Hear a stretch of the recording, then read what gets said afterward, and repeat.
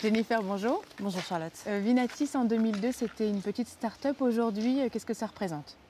Alors aujourd'hui, Vinatis clôture à 29,5 millions cette année en 2019. Donc effectivement, on a vécu une belle croissance sur les dernières années, même depuis le début, même s'il y a eu quelques couacs parfois.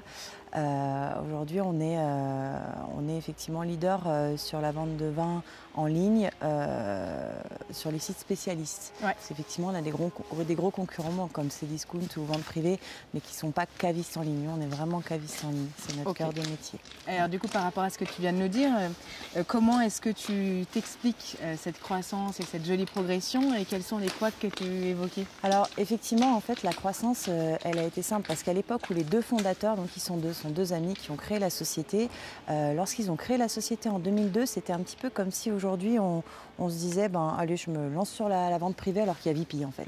Donc il y avait des gros mastodontes sur le marché et eux, ils ont un peu pris le contrepoids de ce qui se faisait à l'époque.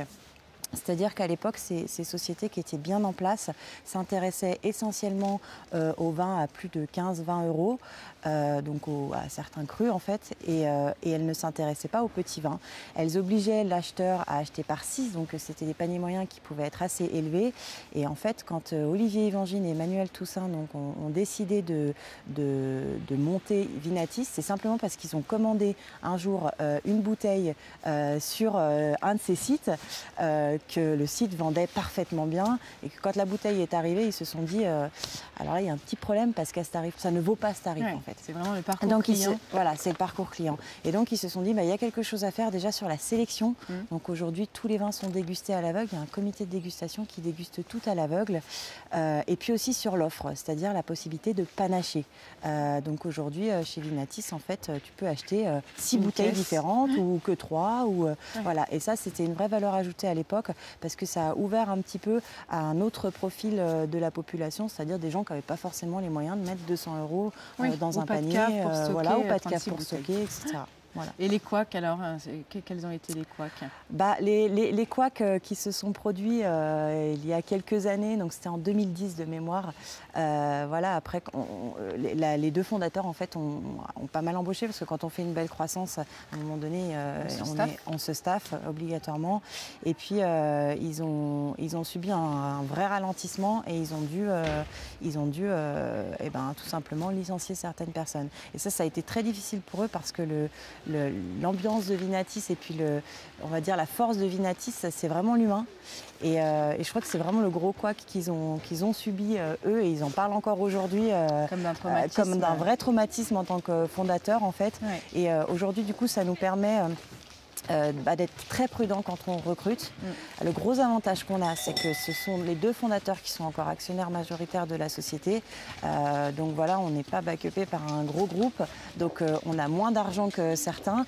En revanche, ça nous oblige à gérer la société en bon père de famille, à faire attention à comment on staffe, à ce qu'on dépense, etc. Et les grands groupes, ils vous approchent, ils vous font pas un peu de pied justement? Ils ont été effectivement approchés, mais à ce jour, leur volonté, elle est vraiment de conserver l'intégralité du capital, voilà, et de garder, on va dire, la société sur un modèle familial. Okay.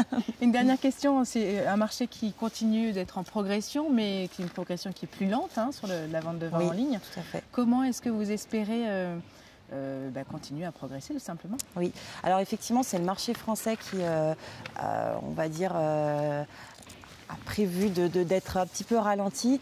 Nous, on a de la chance parce qu'on n'a pas senti ce ralentissement déjà en 2019. Et après, les projets sur 2020, alors évidemment, c'est de continuer à croître sur le marché français en innovant du mieux possible, notamment dans la relation client. Aujourd'hui, par exemple, on a un projet où on invite les clients en fait, à déguster gratuitement des bouteilles et à nous faire des retours. Et en fait, en fonction des retours clients, on référence ou pas ces bouteilles. Donc, c'est des petits projets comme ça qui font la valeur ajoutée de Vinatis. Et puis, après, on a un développement à l'international parce qu'on n'est pas présent que sur la France. On est aujourd'hui présent sur 7 pays européens. Et le but, il est vraiment de développer l'international pour aller chercher de la croissance. Là où la France n'en offre plus autant. Là où la France, ça va avoir des croissances peut-être un peu plus faibles. Merci beaucoup, Jennifer. Merci, Charlotte.